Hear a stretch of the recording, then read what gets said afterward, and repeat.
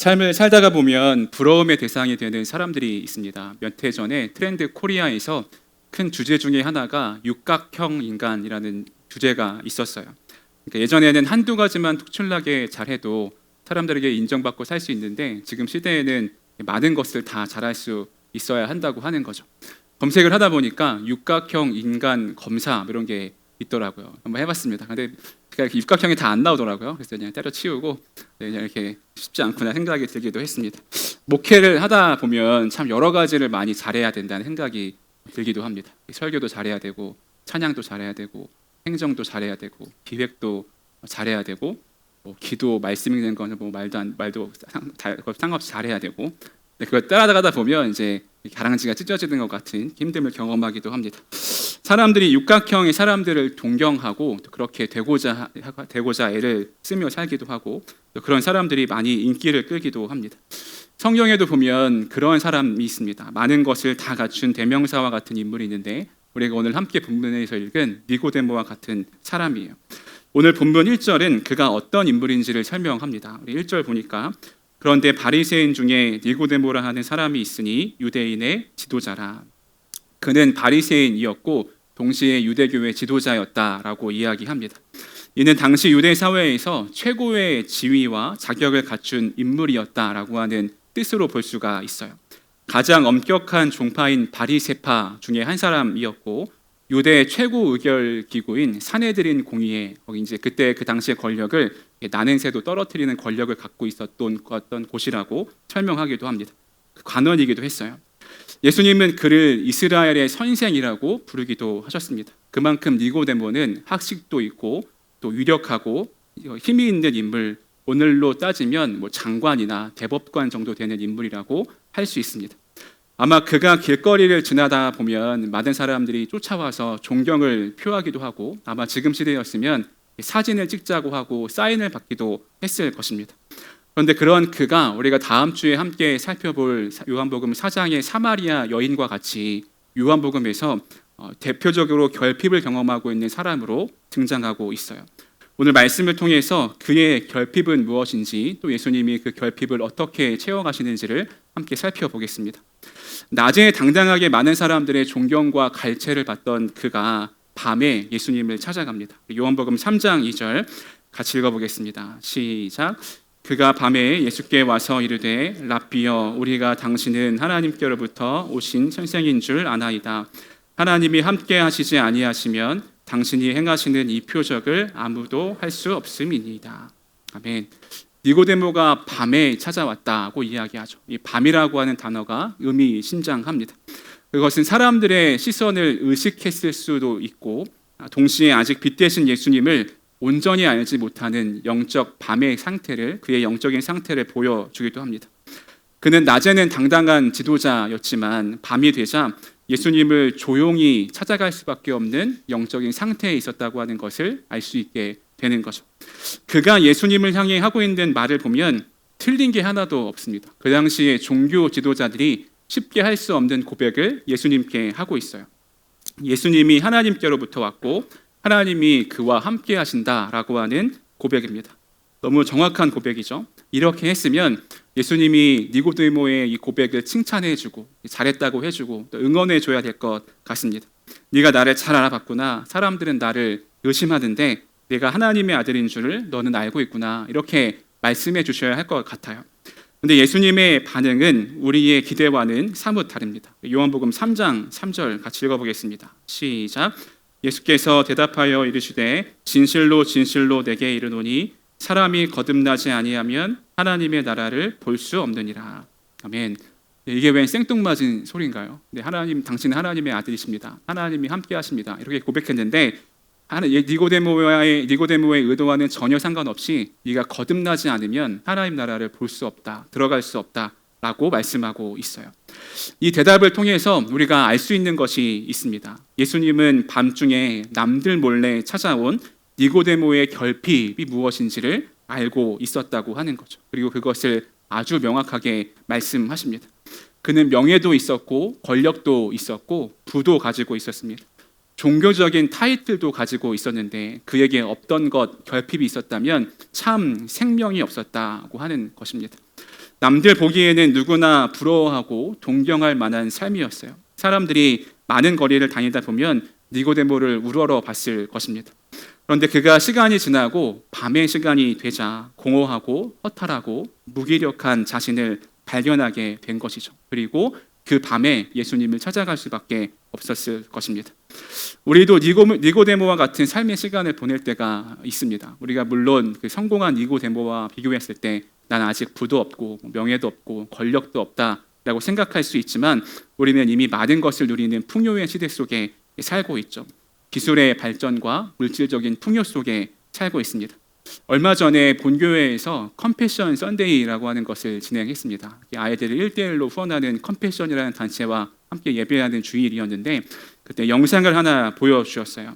아프리카 지역인데 어른들이 절벽에 올라가서 큰 바위를 깨서 떨어뜨리면 어린 아이들이 그 바위를 또 잘게 부셔가지고 거기에 있는 뭔가를 이제 파는 건가 봐요. 하루 종일 그렇게 일해도 하루에 1달러, 1,000원 정도 벌 수 있다고 합니다. 그리고 하루에 몇 끼를 먹느냐 물어봤더니 한 끼를 먹고 그것도 뭔지 모를 가루를 물에 개가지고 이렇게 먹는 장면이 나오더라고요.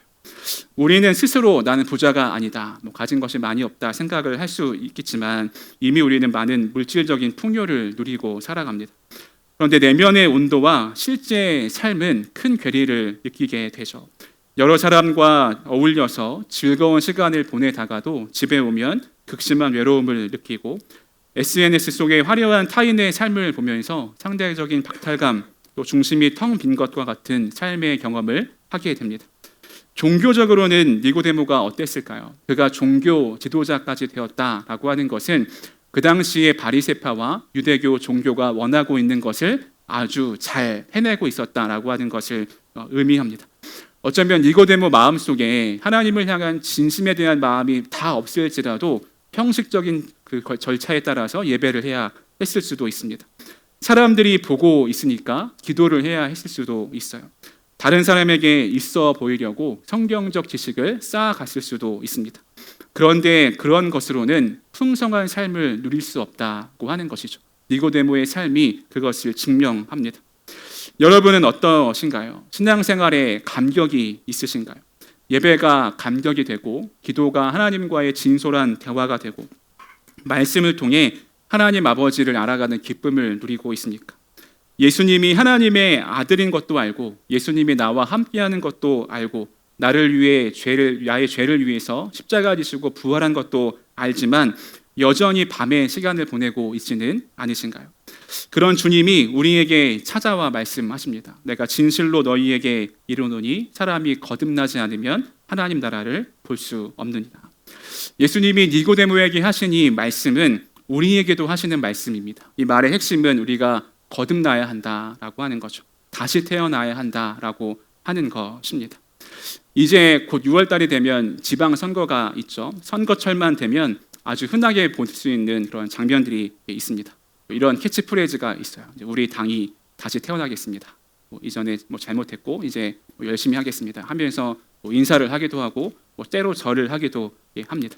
그런데 그렇게 당선이 되면 뭐가 달라지던가요? 네, 달라질 수도 있죠. 네.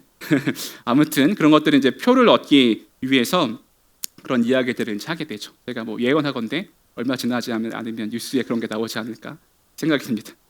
여하튼 그렇다면 우리의 신앙은 어떤가 하는 것입니다. 정치인들이 하는 행태와 우리의 모습이 어떤가 생각해 보자는 거죠. 우리는 은혜를 받으면 이전과는 다른 삶을 살겠다고 결심합니다. 또 새로운 해가 되면 결단하기도 하죠. 성경을 통독하겠다, 기도하는 삶, 예배를 잘 드리고 교회에서 섬기고 헌신하고 봉사하는 삶을 결단합니다. 그런데 얼마 곧 가지 않아서 이게 무슨 소용이 있나 싶은 생각이 들죠. 그렇게 해도 달라지지 않는 내 삶을 마주하면서 힘이 빠지기도 하고 실망과 실패감을 경험하기도 합니다. 역시 그리스도인으로 사는 것은 힘들구나, 나는 어쩔 수 없구나 라는 생각에 빠지게 돼요.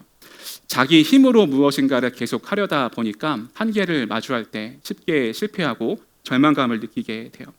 오늘 니고데모도 질문합니다. 사람이 늙었는데 어떻게 다시 태어날 수 있느냐라고 하는 것이죠. 어머니의 뱃속에 다시 들어갔다가 나올 수 없는 것이 아니냐라고 질문해요. 그런데 이 질문 안에는 니고데모가 인간적으로 노력해 왔던 삶에 노력이 담겨 있습니다. 그 모습이 다 담겨 있는 거죠. 어떻게라고 하는 이 표현 아래 지금까지 니고데모가 온갖 자기의 힘과 노력과 애씀으로 살아왔던 삶에서 내가 더 어떻게 해야 거듭날 수 있냐라고 하는 질문이 담겨져 있는 거예요. 여전히 종교적인 틀과 인간적인 한계를 고스란히 반영하고 있는 질문입니다.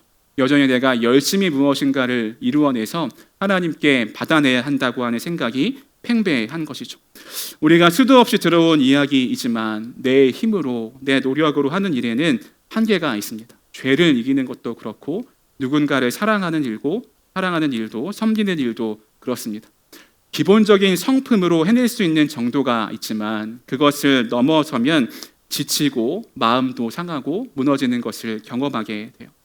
예수님은 오늘 니고데모에게 이 이야기를 하고 있습니다. 너의 종교적인 열심, 모든 것을 다 갖추었다는 조건이 중요하지 않다고 하는 것이에요. 거듭나야 한다. 우리가 영어로 born again이라고 하죠. born again 해야 한다라고 말씀하고 있는 거예요. 그렇다면 어떻게 해야 거듭날 수 있을까요? 요한복음 3장 5절 같이 읽어보겠습니다. 시작. 예수께서 대답하시되 진실로 진실로 내게 이르노니 사람이 물과 성령으로 나지 아니하면 하나님의 나라에 들어갈 수 없느니라. 아멘. 여기서 물과 성령으로 거듭나야 한다라고 이야기하죠. 여기서 우리는 힌트를 하나 얻으면서도 또 문제에 봉착하기도 합니다. 성령이라는 조건에서 우리가 다시 어머니의 뱃속에 들어가는 것이 아니다. 거듭나는 것이 그런 것이 아니라고 하는 것을 알 수 있죠.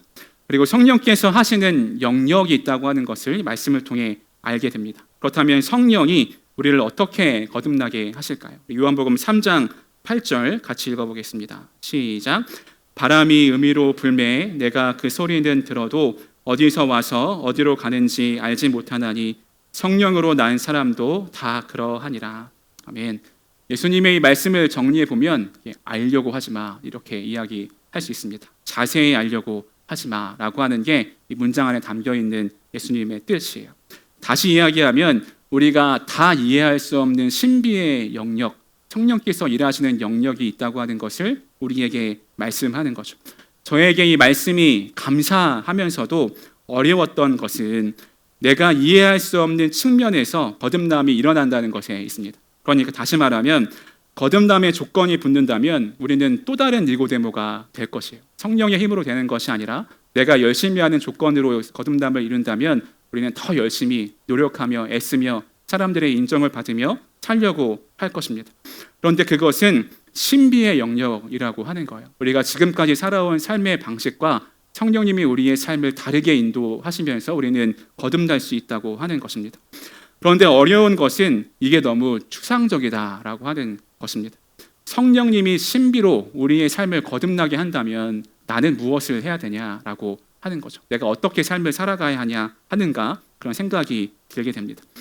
근데 다행히도 말씀을 쭉 따라가다 보면 우리가 무엇을 붙잡아야 하는지를 말씀하고 있는데 구약의 한 이야기를 통해서 우리가 무엇을 바라보고 무엇을 믿어야 하는지를 말씀합니다. 민수기 21장을 보면 출애굽한 이스라엘 백성이 가나안 땅에 거의 다다른 이야기가 등장해요. 그 중에 21장은 광야 여정의 거의 끝자락인데 에돔을 지나서 가야 하는데 그것을 우회해서 가게 됩니다. 직선으로 가면 더 짧은 길인데 돌아가야 하는 길이었어요. 그때 백성들이 마음이 상하였다고 말하면서 원망이 터져나오기 시작합니다. 왜 애굽에서 인도해 내어서 광야에서 죽게 하느냐? 먹을 것도 없고 물도 없다. 이 하찮은 음식을 싫어한다. 그 당시에 지도자였던 모세에게 막 원망을 하기 시작한 거죠. 여기서 하찮은 음식을 싫어한다. 이 하찮은 음식이 만나입니다. 즉 하나님이 매일매일 은혜로 베풀어 주시고 먹을 것을 주셨던 이 만나도 보기 지겨운 것으로 하찮은 것으로 여기게 되었다고 하는 것이에요. 그 결과로 하나님은 불뱀을 보내십니다. 그리고 그 불뱀에 많은 사람들이 물려서 죽게 돼요. 그러자 백성들은 죄를 고백하고 회개하고 모세는 백성들을 위해 기도합니다. 그러자 하나님은 불뱀을 없애는 방식이 아니라 노뱀을 만들어서 장대 위에 매달고 그것을 바라보는 자마다 살게 되리라고 말씀해요. 그러자 백성들이 이렇게 합니다. 민수기 21장 9절 같이 한번 보겠습니다. 같이 읽겠습니다. 시작. 모세가 놋뱀을 만들어 장대 위에 다닌 뱀에게 물린 자가 놋뱀을 쳐다본즉 모두 살더라. 아멘.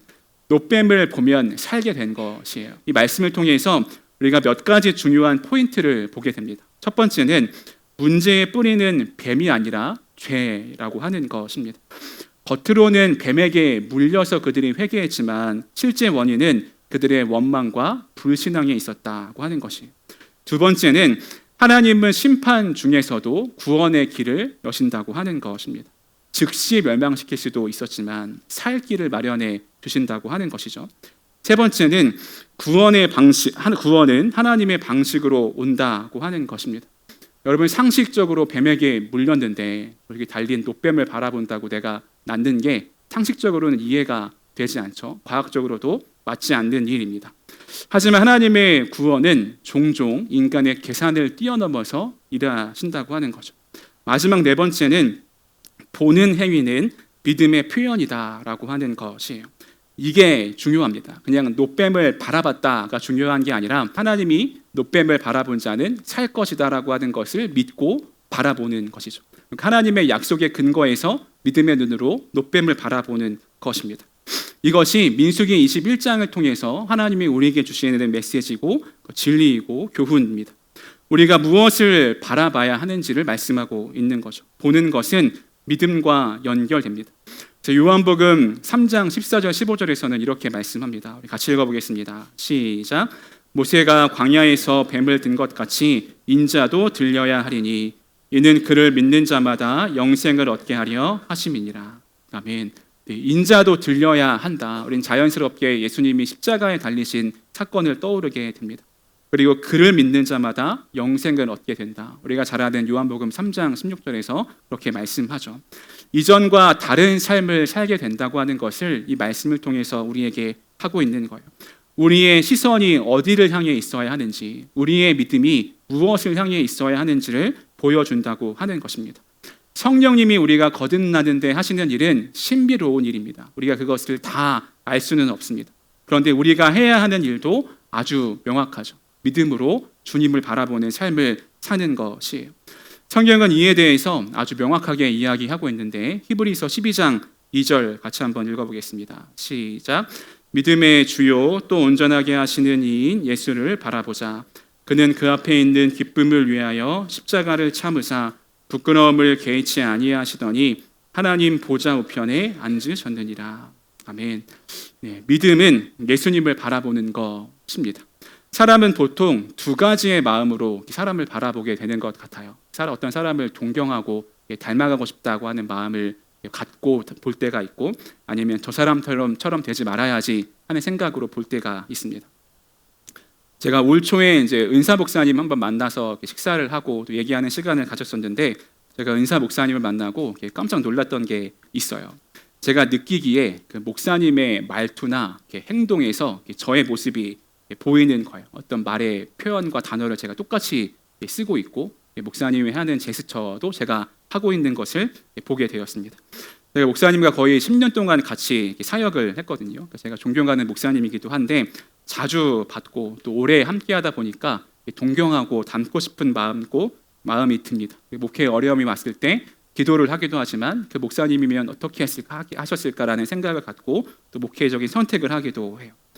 우리가 정말 예수님을 바라보고 예수님을 닮아간다면 어떻게 될까요? 물론 우리가 그분의 말투나 행동을 다 알 수는 없지만 말씀을 통해 알게 되는 예수님의 핵심 가치를 정말 온 마음을 다해서 온 힘을 다해서 살아낸다면 어떻게 될까요? 작은 일 하나도 예수님이라면 어떻게 하실까 생각하고 고민하고 기도하고 행한다면 우리의 삶은 어떻게 될까요? 이전과는 다른 삶을 살게 될 것입니다. 그렇다면 니고데모는 어떻게 바뀌었을까요? 니고데모는 한밤중에 예수님을 찾아갔습니다. 그런데 예수님은 그 말씀의 맥락의 끝에 이렇게 말씀하세요. 요한복음 3장 21절입니다. 같이 읽어보겠습니다. 시작. 진리를 따르는 자는 빛으로 오나니 이는 그 행위가 하나님 안에서 행한 것임을 나타내려 함이라 하시니라. 아멘. 세 번역으로 보면 진리를 행하는 사람은 빛으로 나아온다라고 말씀합니다. 밤에 예수님을 찾아왔던 니고데모에게 빛의 삶은 어떻게 살아가는지를 말씀하고 있는 것이죠. 예수님을 바라보고 진리를 살아내면 빛의 자리에서 살아갈 수 있다고 말씀하고 있는 거예요. 자기 힘으로 사람들을 피해 가장 밝은 것 같지만 밤의 삶을 살아야 했던 니고데모에게 이제 너는 빛으로 나아오라 라고 하는 예수님의 초대입니다. 밤에서 낮으로, 어둠에서 빛으로 니고데모의 삶을 다뤄가세요. 예수님이 니고데모를 거듭나게 하는 자리로 부르신 것이죠. 이후에 니고데모는 요한복음 3장과는 전혀 다른 삶을 살게 됩니다. 요한복음 7장에서는 산헤드린 공회에서 유대 지도자들이 예수님을 정죄하려고 할 때 예수님을 담대하게 변호하는 게 니고데모입니다. 요한복음 19장에서 예수님이 십자가에 달려 돌아가시고 무덤에 장사 지내는 일을 할 때 아리마대 요셉과 함께 모략과 침향 섞은 것을 100근 정도 가져와서 유대인의 장례 법대로 예수님의 시신을 그렇게 수습했던 것이 니고데모였어요. 예수님의 직계 제자들도 다 도망간 상황에서 자기의 정체를 드러내는 헌신적인 행동을 하게 됩니다. 그가 어둠에 있다가 밤에 있다가 빛의 자리로 나오니까 이전과는 달리 예수님의 제자로 빛된 삶을 살아갈 수 있게 되었다고 하는 거죠. 우리에게도 이런 거듭남이 필요합니다. 어떻게 거듭날 수 있을까요? 제가 설교를 준비하면서 자꾸 제 생각 속에서도 내가 무엇을 해야 할까, 어떤 노력을 해야 할까라고 하는 게 계속 떠오르더라고요. 청년들에게 내가 무엇을 하자고 해야 할까 이런 마음이 계속 들었습니다. 그런데 오늘 말씀을 정리해 보면 우리의 노력보다 하나님의 주권으로 이루어지는 일임을 우리가 기억할 때 따라가야 할 단계가 있겠다 싶었습니다. 첫 번째는 나의 무력함을 인정하고 항복해야 합니다. 거듭나기 위해서 우리가 먼저 스스로 깨달아야 할 것은 우리의 힘으로는 결코 거듭날 수 없다라고 하는 것을 인정하는 것이 필요해요. 그렇게 하기 위해서 하나님 앞에서 자존심을 내려놓아야 합니다. 우리는 자꾸 어떻게 이것이 가능할까, 어떻게 해야 할까라고 생각을 합니다.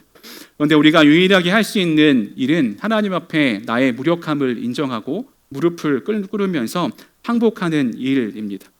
니고데모처럼 당시 최고의 자격을 가지고 있었더라도 예수님의 구원을 위해서는, 예수님이 베푸신 구원을 위해서는 아무것도 할 수 없는 존재임을 깨닫는 것이 거듭남의 시작이라 할 수 있어요. 두 번째는 예수 그리스도를 구주로 믿고 영접해야 됩니다. 거듭남은 예수 그리스도가 누구신지, 그리고 그분이 나를 위해 행하신 일이 무엇인지를 믿고 바라보며 살아가는 것입니다. 인격적으로 받아들이는 것을 통해요. 그 뜻합니다. 예수님이 하나님으로부터 오신 분이고 광야에서 뱀이 달렸던 것처럼 예수님이 십자가에 달려서 나의 죄를 위해 돌아가셨다, 죽으시고 부활하셨다라고 하는 믿음이 필요합니다.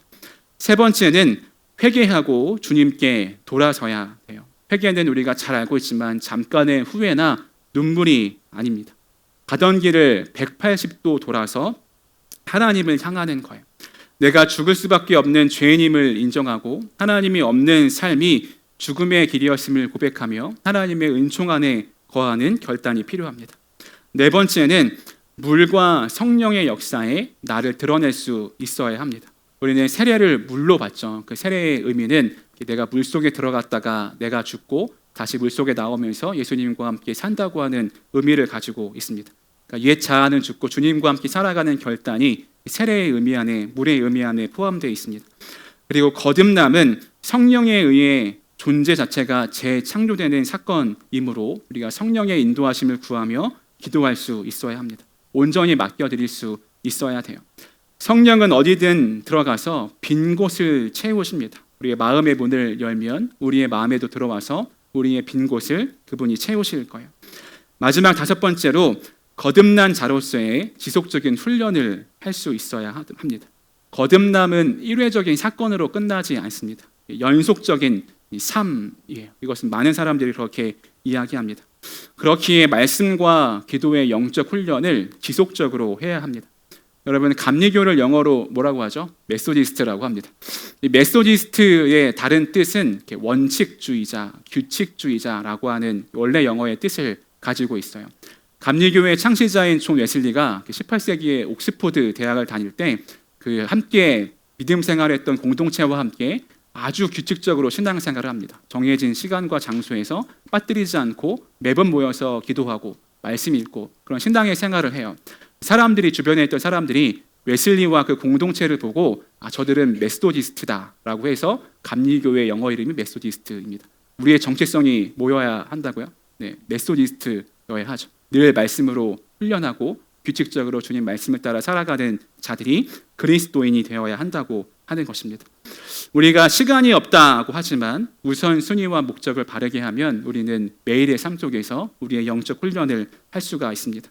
정리해 보면 거듭나기 위해 우리가 해야 할 일은 자신의 전적인 부패와 무능력을 주님 앞에 인정하고 하나님의 은혜 앞에서 온전히 항복하고 십자가의 대속의 은혜를 믿음으로 받아들여서 성령의 은혜 아래 있게 하는 일입니다. 그때 우리는 매일매일 거듭나 주님을 기쁘시게 하는 삶을 살 수 있게 되는 것이죠.